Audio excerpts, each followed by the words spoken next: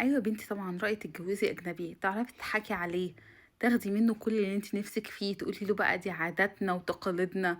ده طبعا، طبعا تاخدي منه فلوس كتير، الصبح فلوس بالليل فلوس، تستغليه بقى في كل حاجة، تخليه يعمل معاكي كل حاجة انت في مش جوازني البيت. عشان تحبني يا شو؟ انت مش جوازني عشان تحبني؟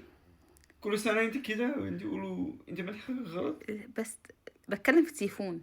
اللي هي يا بنتي مش فاهم حاجة، ما تقلقيش، هما الأجانب كده انا فاهم كل حاجة ما بيفهموش أي يا حاجة. شو، انا فاهم كل حاجة. في ايه؟ ده في غلط. أنا بتكلم مع صاحبتي، مش أنت، انت مش عملت أنت. كده. لا ما انت عملش. انت جوازني عشان انا اجنبي، عشان فلوسي وجنسية لا لا لا، أنا انت بقول كسرت قلبي كده. كسرت قلبك. كنت اقصد انت تحبني.